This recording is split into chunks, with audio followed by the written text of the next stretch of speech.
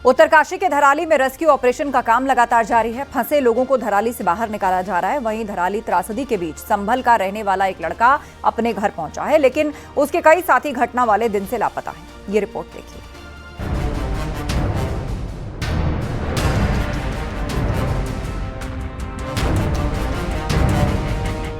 5 अगस्त को उत्तरकाशी में जल विस्फोट हुआ, जिसके बाद धराली पर ऐसी विपत्ति आई जिसके बारे में किसी ने कल्पना तक नहीं की होगी।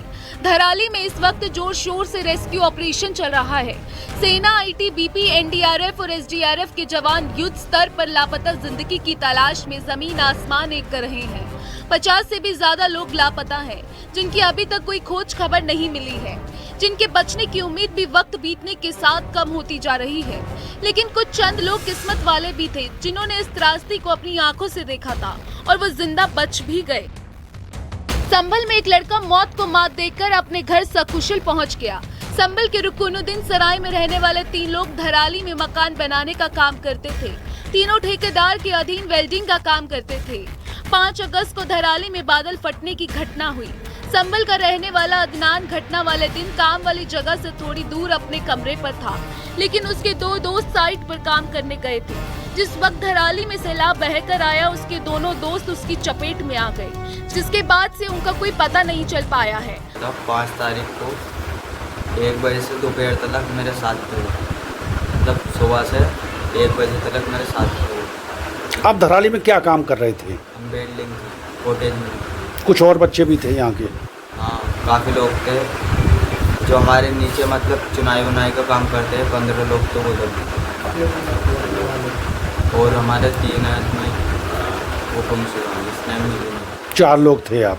ये 3 लड़के गए थे यहाँ से संभल से, तो जिसमें एक लड़का तो मिल गया है और जिसमें 2 लड़के अभी गायब हैं। एक हमारा लड़का है, एक हमारे बराबर का ही है। जो लड़का आया है उनका क्या नाम है? और जो नाम है, एक का सलमान नाम है हमारे लड़के का, और एक का फुरकान नाम है। सलमान और फुरकान अभी गायब हैं? गायब है, ये 2 लड़के गायब हैं। अदनान आ गया है? अदनान घर पे आ गया है, उनका पता नहीं चला अभी। सलमान का, अदनान का, उसका क्या नाम है, फुरकान का। आपके यहाँ से कुछ लोग देखने भी गए हुए हैं? हाँ, 4-5 लोग गए हुए हैं देखने।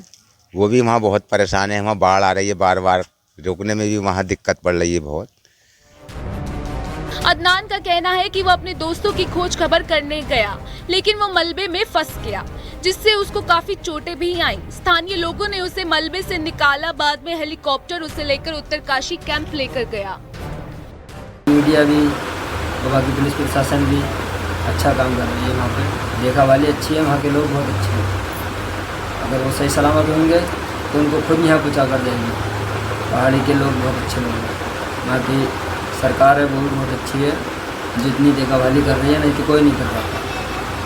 सिर्फ अदनान मिला तो हमको ये भी क्या नाम है, उत्तरकाशी में मिला हमको। उत्तरकाशी में? हाँ, उत्तरकाशी में। ये उत्तरकाशी में हमको मिला, वहाँ पर ही महफूज जगह था, कोई दिक्कत नहीं थी। अब कैसी तबीयत है इनकी? अब ठीक है। चोट बता रहे हैं, चोट है इनको? अरे बस इतना थोड़ा बहुत हल्का चोट है तो सही हो जाए। अदनान घटना से अब भी सदमे में है, उसकी आंखों में सूजन है। वह अभी भी बहुत कुछ बताने की स्थिति में नहीं है। वहीं उसके लापता दोनों दोस्तों के परिजन उत्तरकाशी गए हैं, इस उम्मीद में कि शायद वो लौट आए। संभल से सुनील कुमार के साथ bureau report, news 18 UP Uttarakhand.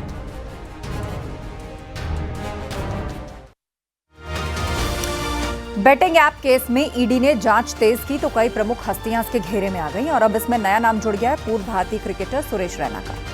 Suresh Raina पर बेटिंग ऐप को प्रमोट करने का आरोप है और उसी सिलसिले में आज उनसे पूछताछ हुई।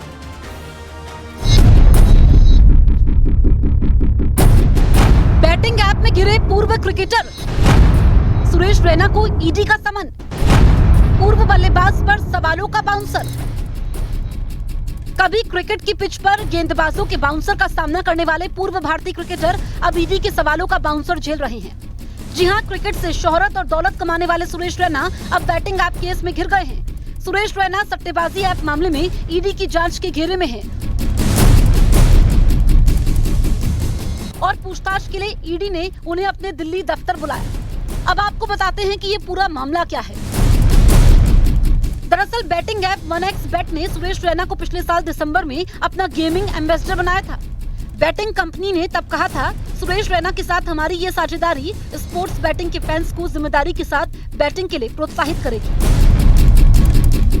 इसलिए उनकी इस भूमिका को रिस्पॉन्सिबल गेमिंग एम्बेसडर का नाम दिया गया। इस तरह की वो कंपनी के पहले एम्बेसडर बने। 1xBet 100 से ज्यादा देशों में ग्लोबल बैटिंग कंपनी के रूप में काम कर रही है। इसकी वेबसाइट और ऐप 70 भाषाओं में उपलब्ध है। इस बीच ईडी ने अवैध ऑनलाइन सट्टेबाजी प्लेटफॉर्मों के खिलाफ बीते कुछ समय में अपनी जांच तेज की और ऐसे बैटिंग प्लेटफॉर्म का फिल्मी हस्तियों और क्रिकेटरों की ओर से किए जा रहे विज्ञापनों पर फोकस किया। अब आपको बताते हैं कि कुछ प्रमुख हस्तियों और बैटिंग ऐप पर आरोप क्या है। ईडी की जांच में ये खुलासा हुआ है कि ये प्लेटफॉर्म 1xBet जैसे नामों का इस्तेमाल कर विज्ञापन करते हैं।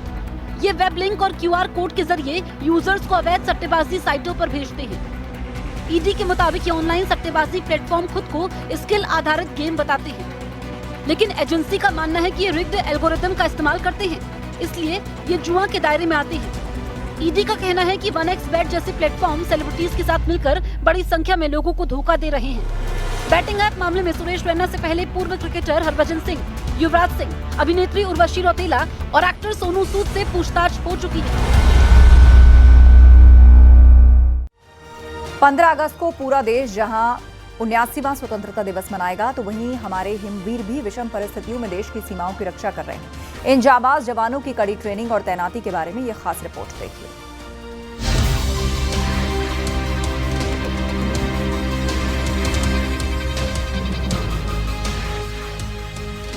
देश की आन बान और शान, सरहद के शूरवीरों को सलाम, जिन्हें कहा जाता है भारत के हिमवीर।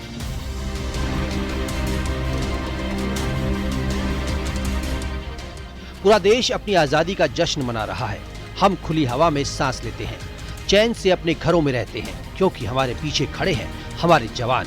देश की रक्षा के लिए सरहद पर 24 घंटे तैनात रहते हैं, जिससे दुश्मन की सभी चालें धरी की धरी रह जाती हैं। आज हम बात करेंगे ITBP फोर्स की। ITBP के जवानों को यूं ही हिमवीर नहीं कहा जाता, क्योंकि ये विषम परिस्थितियों में अपने पराक्रम से दुश्मनों पर भारी पड़ते हैं। देश जब प्राकृतिक आपदा से गुजरता है तो ITBP के जवान अपनी मजबूत इच्छा शक्ति से मुसीबत में फंसे लोगों की उम्मीद बन जाते हैं। इन जाबाज जवानों की कड़ी मेहनत और साहस को देश का सलाम है, क्योंकि देश की रक्षा ही इनका धर्म है। ITBP का जवान कड़ी ट्रेनिंग से गुजरता है, जो आसान नहीं होती।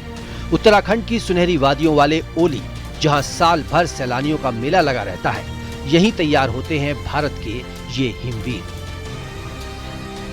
ओली के पर्वतारोहण स्कीइंग संस्थान MITS में ITBP के जवानों को कठोर ट्रेनिंग दी जाती है। ITBP के हिमवीर किस तरीके से ट्रेनिंग कर रहे हैं उसका पार्ट आप देखिए। किस तरीके से एक पहाड़ की चोटी पर चढ़ने का प्रयास यहाँ से किया जा रहा है, और ये जो प्रयास हो रहा है ये इतना भी आसान नहीं है। इसी तरीके से जब हमारे क्षेत्र में कोई प्राकृतिक आपदा आती है तो किस तरीके से वहाँ पे रेस्क्यू किया जाता है, ये वो सिखाया जा रहा है। जो नए नए जवान भर्ती होते हैं उनको इस तरीके से पूरी ट्रेनिंग दी जाती है। आप इस पूरे जंगल में देखिए किस तरीके से बड़े बड़े पेड़ आपको दिखाई देंगे, बड़े बड़े पत्थर आपको दिखाई दे रहे होंगे, और इन्हीं में इन ITBP के पूरे जवानों को ट्रेनिंग दी जाती है। आप दूसरी तरफ देखिए, जब कहीं कोई बड़ी आगजनी होती है या आग कहीं बिल्डिंगों पे लगती है तो इस तरीके से ITBP के जवान उस बिल्डिंग पर चढ़ते हैं और वहां से लोगों को रेस्क्यू करते हैं। हार्ड ये ट्रेनिंग है। क्या नाम है आपका, कहाँ के रहने वाले हैं? मेरा नाम नजफ अली है सर, मैं लेह लद्दाख का रहने वाला हूँ। लद्दाख से आप यहाँ पे उत्तराखंड में हैं, ये ट्रेनिंग का आपका एक पार्ट है। किस तरीके से सिखा रहे हैं, किस तरीके से आप सीख रहे हैं यहाँ पे, कितना हार्ड है ये? बहुत हार्ड है और हमारा जो सिखलाई बहुत अच्छा मिल रहा है, और हम और भी कोशिश कर रहा हूँ सीखने के लिए।